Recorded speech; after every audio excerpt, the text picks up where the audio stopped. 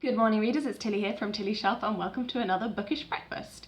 It is an incredibly grey and dismal day today. Looking out of the window I can just see grey clouds and rain coming down incessantly, and I think it was actually alright yesterday. I spent the whole day inside at uni just studying, so I have no idea what it was really like, but it looked really nice in the morning, so I'm quite disappointed that today it's so dismal. I've put every light in the room on and it still seems like it's really grey, so yeah, I'm sorry about that. So today is obviously the first bookish breakfast inside of non-fiction November, so I'm definitely going to be talking about non-fiction, but I've got kind of like two halves to the bookish breakfast today. So I've got 3 non-fiction books to talk about over here, and then I've got 3 fantasy books to talk about over here. So I'm going to do like a non-fiction half, and then I'm going to do a fantasy half. So if you're not interested in non-fiction, you can finish at the end of the non-fiction half, and if you're not interested in, you know, the other way around. You can skip ahead, or you can not skip ahead, or you can just not watch at all, whatever suits you, really.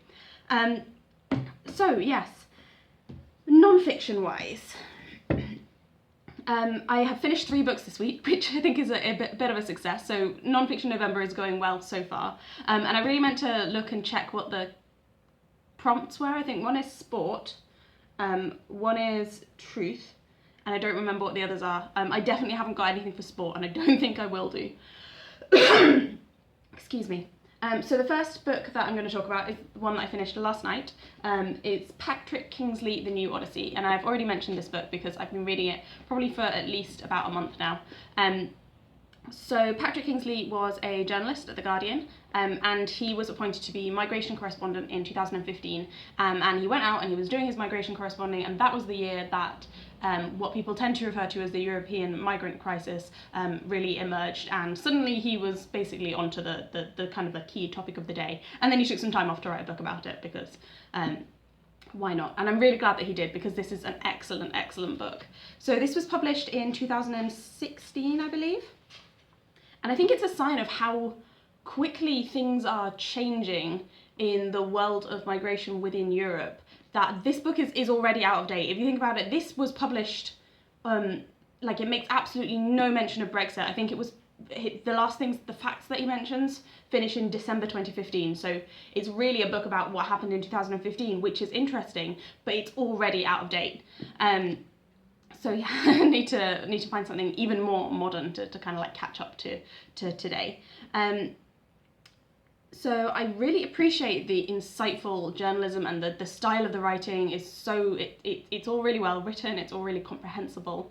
But I do have a couple of, not exactly like problems, but just things that I was kind of thinking about as I was reading it. One of which is, I think Patrick Kingsley has got a couple of blind spots, in that he will be like walking alongside, so he went to a lot of different places that were relevant to the progress of a migrant or a refugee moving from their home country towards Europe. So he went to like the Sahara, or he went to Hungary and walked with people who were trying to cross the border into Hungary before they built their kind of defensive fence to stop people.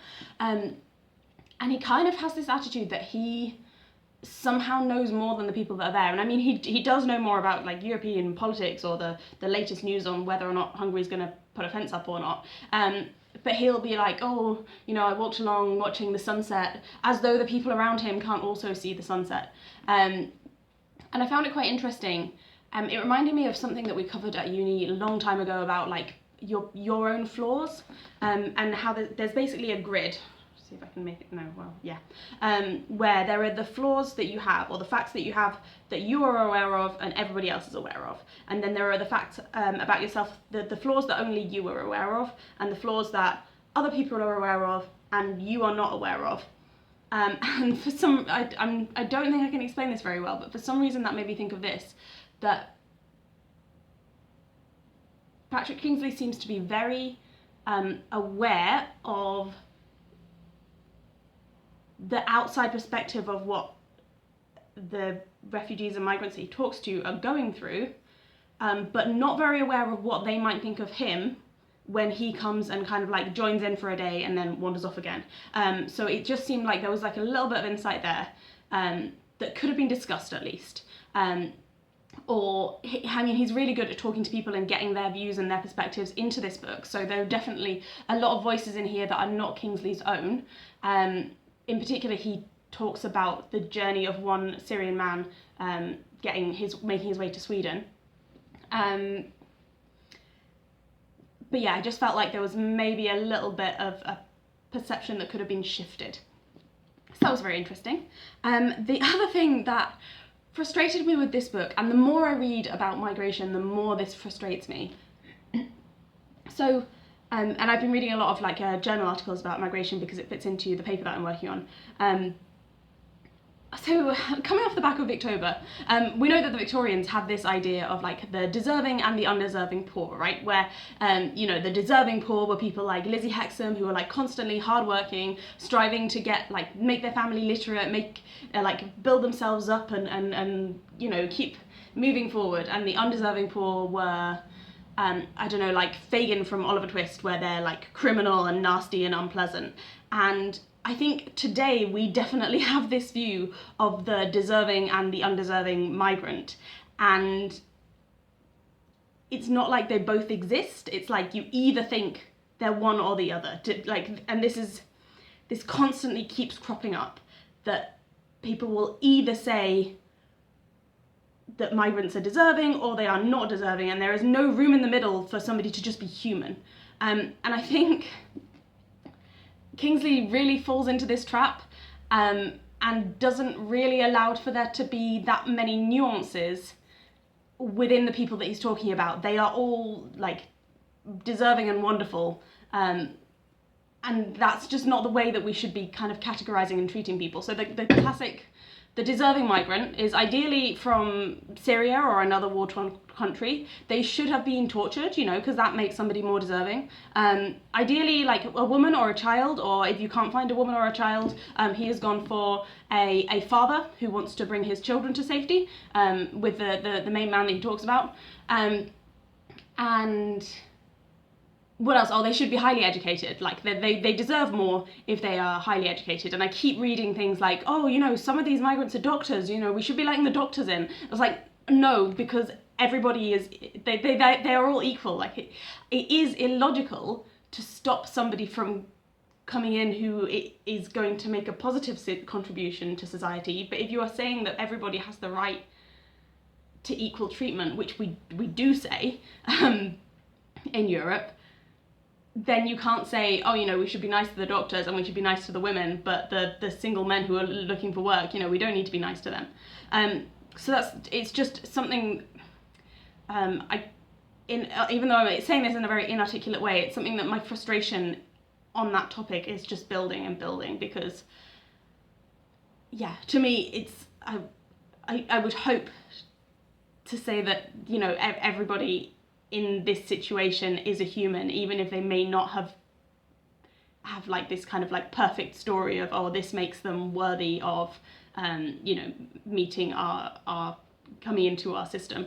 And obviously, like we do have a system at the moment where we judge somebody's worthiness in regard to whether or not we grant them asylum. So it is kind of like part of the system that we have, but it's upsetting and frustrating, and it's not how it should be. And I would have hoped that from a book that is kind of arguing with the situation as it is, I would have hoped to have a little bit more kind of depth of interpretation there.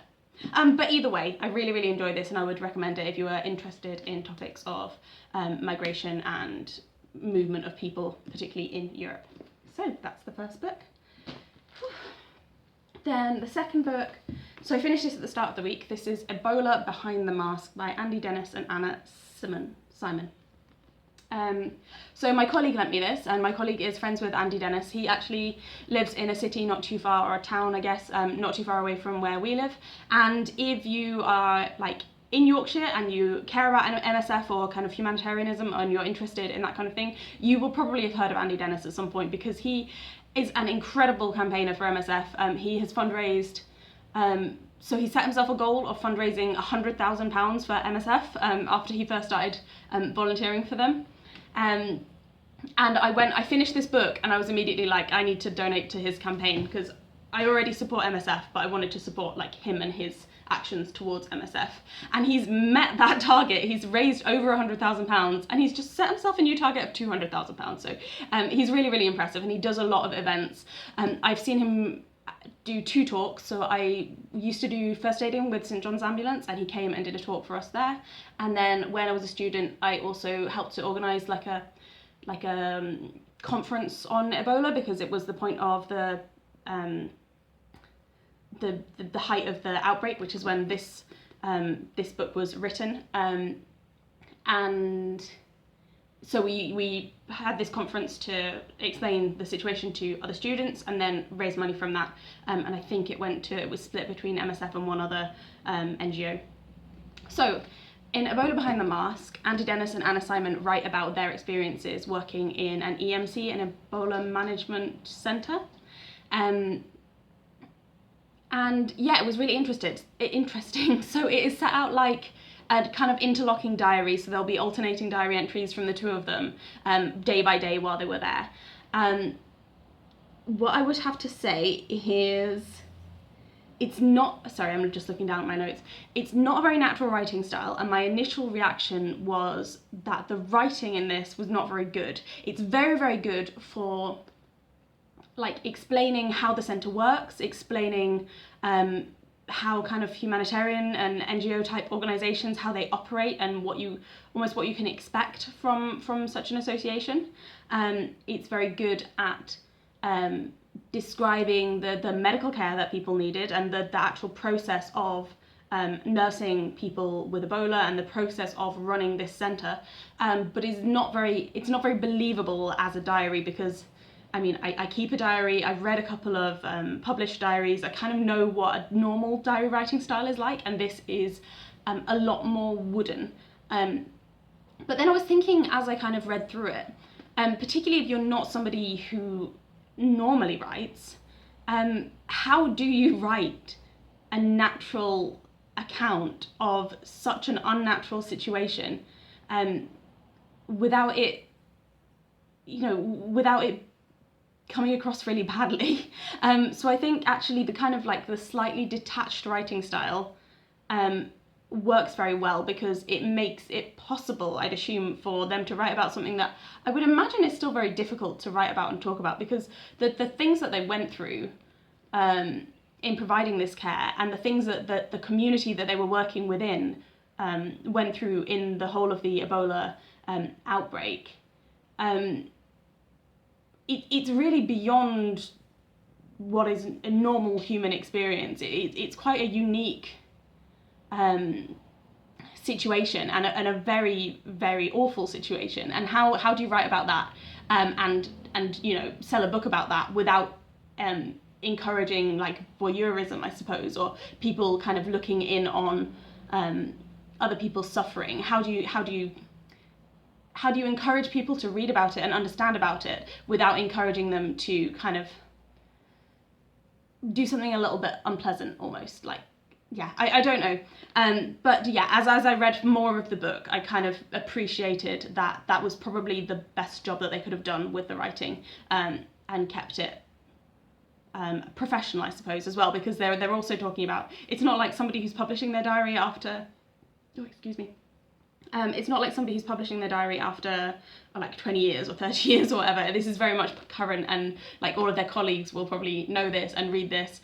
So they couldn't do the kind of normal, what you normally get in like a medical diary. If you think about something like "this is going to hurt," you get these like catty comments about people not getting things right, and you don't really get that in here, because it's very, very professional and very respectful to the other members of the team. There is just 1 or 2 moments where there was obviously some significant tension within the team, which you would expect working in such a pressurized situation, but there's not that kind of like conflict within the team. They're very respectful of all of their colleagues.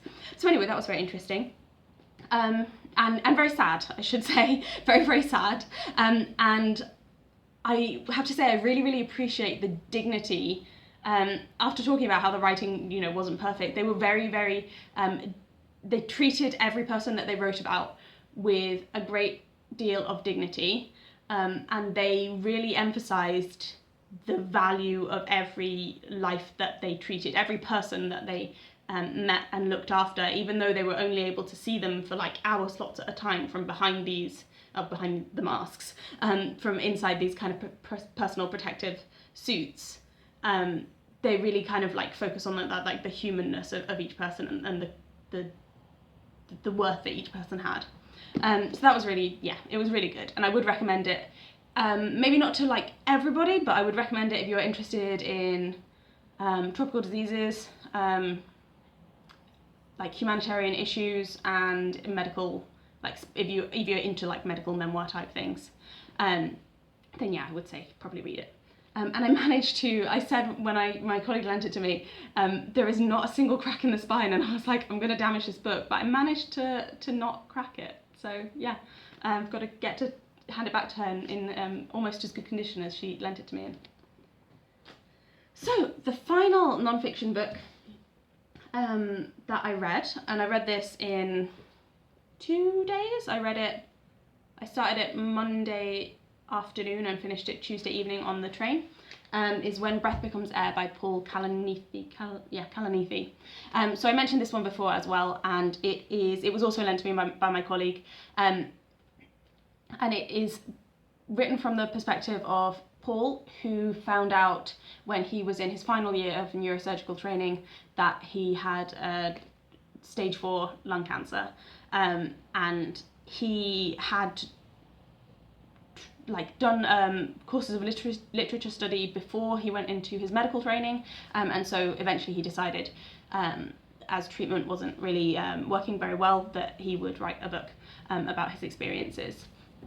And again, like the Ebola book, initially I wasn't really getting into it very much. He starts by talking about his life as a child, or as a young adult, and like what kind of led him into medicine. And I was kind of thinking it wasn't exactly what I was expecting. And then I kind of came to appreciate that he's writing about it because he's kind of like, he's validating his life and his choices. He's looking back over his life with the perspective of knowing that he's going to die, and kind of almost like justifying it to himself, and putting a meaning onto these past events. But it really gets into its flow when he starts to talk about like his medical training. That's the bit that kind of interested me more and kind of drew me in a little bit more, and seemed to be a little bit more, I guess, cohesive. Yeah, and he was doing neurosurgical training. I kind of meet a few neurosurgeons, so I don't know what, what he was talking about is relatively familiar to me, so I found that quite interesting from the perspective of a person who is training. Again, it's this overwhelming burden placed on doctors while they're training, the same as this is going to hurt. I don't know, this is the American system, and I really don't know whether it's as bad now as it was then, but it's quite overwhelming what junior doctors have to handle. And as I was reading through, I tabbed loads of places, so I was wondering whether you would like to hear some of the things that I tabbed, and if not, just skip ahead. So I just tabbed things that seem to me to be particularly resonant. So this one is when he is doing an anatomy class, or like talking through the process of anatomy. Not anatomy. Yeah, like he's dissecting a body as part of his medical training. So, even working on the dead, with their faces covered, their names a mystery, you find that their humanity pops up at you. In opening my cadaver's stomach, I found 2 undigested morphine pills, meaning that he had died in pain, perhaps alone, and fumbling with the cap of a pill bottle. I found that really interesting because I'd never thought about the moment at which the person would have died, if that makes sense. I've never had to do any kind of like any of this kind of anatomy work, but yeah, I guess you think about the physical body, and you think about, oh, you know, it's okay because they agreed to this, they signed up. You have to give permission for your body to be used for this kind of work. but you don't really think maybe about the exact moment of their death. And that was quite impactful, I suppose. And then he's talking about his girlfriend Lucy, and you know how caring she is, and they're both training to be doctors. One night on the sofa in my apartment, while studying the reams of wavy lines that make up EKGs, she puzzled over, then correctly identified, a fatal arrhythmia.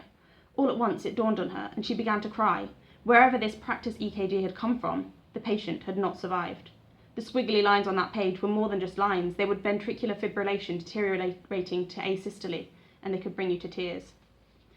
I thought that was really interesting as well, because we, you know, as part of your training, you rely on like pictures of people's illnesses, like, oh, you know, this is a picture of this kind of rash, this is a picture of some necrotic tissue, or you know, and in this case, this is what we call in England, we call it an ECG.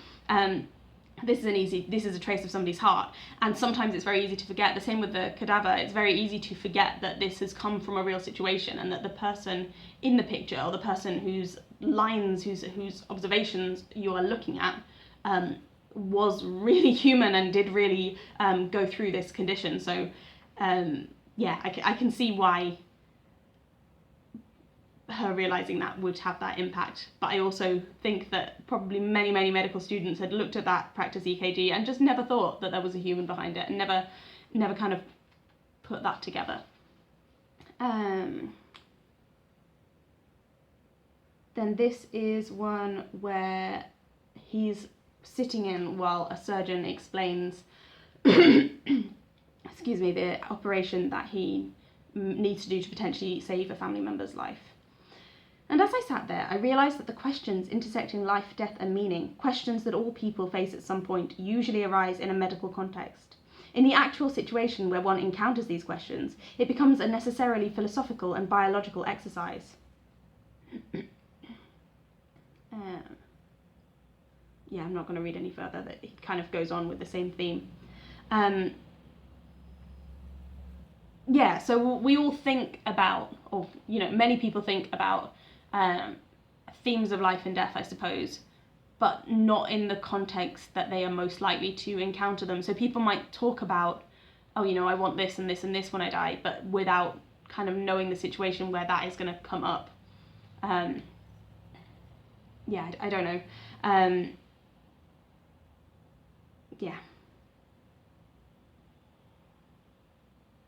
Yeah, I don't know. Like that you don't necessarily realise that the questions you're asking yourself on a philosophical level about what do I value about life, you're also asking on a medical level until you get to the point where a doctor is asking them to you. And we in society don't necessarily think of doctors as being philosophers, and I suppose doctors aren't philosophers, definitely not in many cases, but that they are often the ones that introduce that kind of semi-philosophical question of, you know, what's the value of this life, and what's the meaning behind it, and what is this life going to get out of this treatment? What is this person going to get from their life being extended, if it is extended, if that makes sense. He's talking about working on in a neurosurgical area, and the prevalence of death, basically.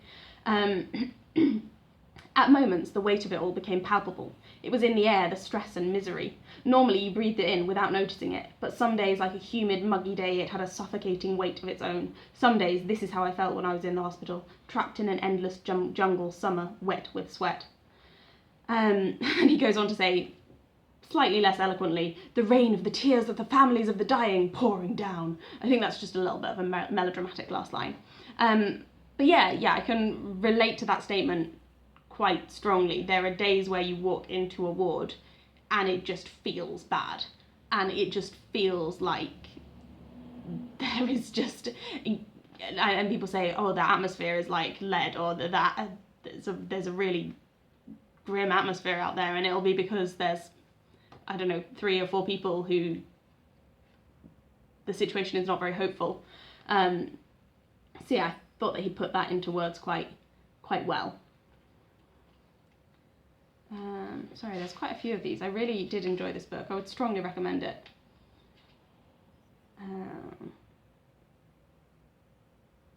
Oh yeah, this is a long one.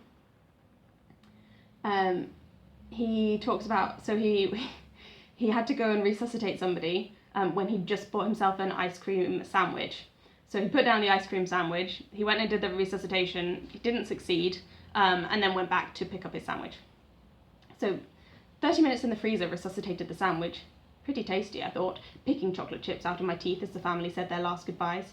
I wondered if, in my brief time as a physician, I had made more moral slides than strides. A few days later, I heard that Laurie, a friend from medical school, had been hit by a car and that a neurosurgeon had performed an operation to try to save her. She'd coded, was revived, and then died the following day. I didn't want to know more.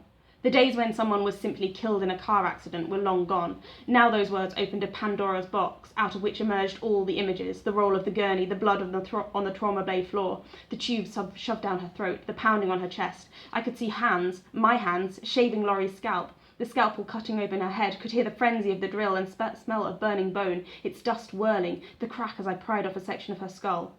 Her hair half-shaven, her head deformed. I didn't ask for details. I already had too many. Yeah, I'm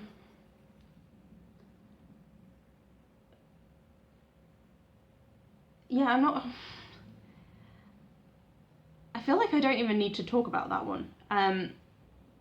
But maybe I do if you've never worked in a hospital, because I think when you haven't worked in a hospital, doctors just do things and they make it better. And if you have, then every time somebody tells you that they've had to go to hospital, whatever it's about, you get this kind of vivid picture of what they will have, what they've gone through and what's going on. And I think for me, I have always got a very vivid picture of the things that could go wrong.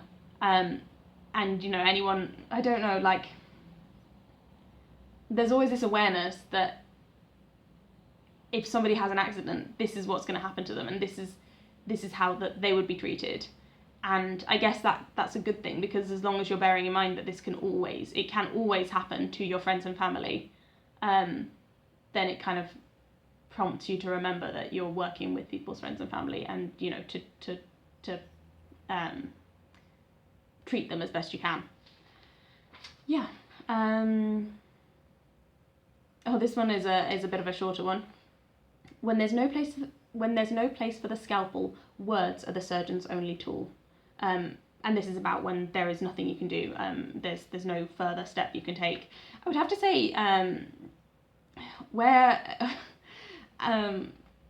don't know whether it's a difference in the UK system and the American system. I would say that when I have in the past worked with neurosurgeons, when there's no place for the scalpel, they leave, and they leave other professionals to do the words part. Not all of them, not universally, but yeah, sometimes.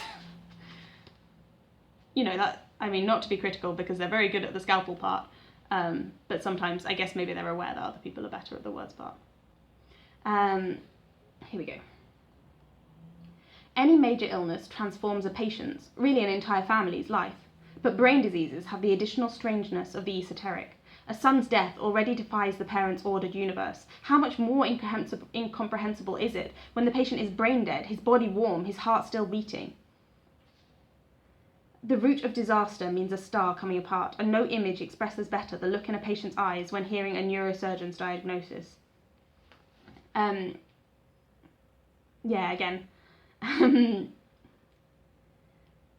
I just thought that was a good kind of summary of how weird it can be. And it's definitely something that it takes a huge amount of time to come to terms with, and sometimes it seems like it would be easier to understand a death than it is to understand a catastrophic brain injury, an unrecoverable brain injury, where somebody can still be alive and can stay alive for a significant amount of time, but can't ever recover their consciousness. That's a very, very difficult thing to understand. And this is him talking to his partner when they are aware of his diagnosis and they're trying to decide whether or not to have a child. Will having a newborn distract from the time we have together? She asked. Don't you think saying goodbye to your child will make your death more painful? Wouldn't it be great if it did? I said. Lucy and I both felt that life wasn't about avoiding suffering. I really appreciate that as a worldview. I think it's true. You know, life is not about being as happy as you can be. It's about like the experiences, happy and sad, that make you up as a person.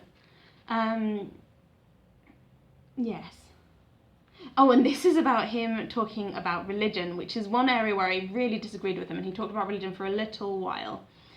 So he's talking about how,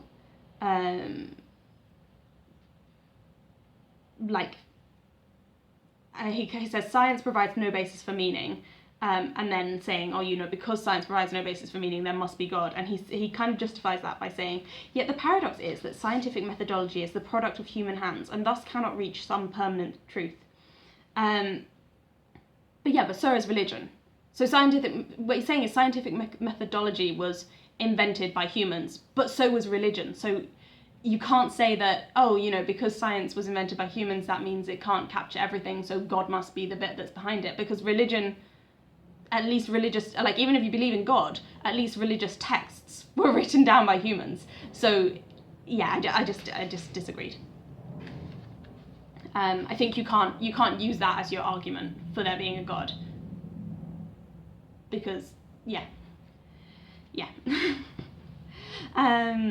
And then one that I found quite impactful is he's just been admitted with an exacerbation of his illness. He has been treated by a junior doctor, quite significantly younger than him, who he's been having this like comfortable chat with. And then he finds out that the doctor has decided to make some changes to his treatment without consulting him. And when he tries to challenge that, the doctor says,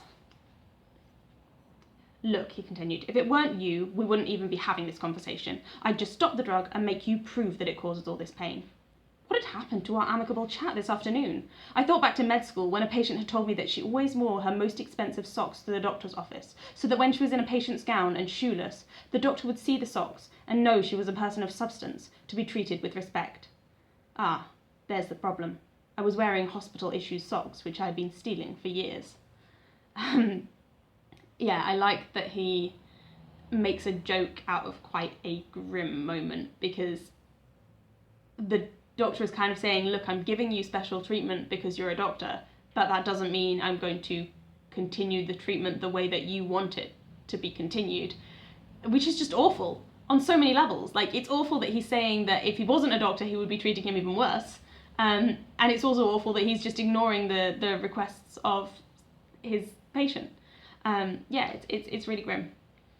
So that's, I mean, I think I must have spent about 15 minutes just talking about this one.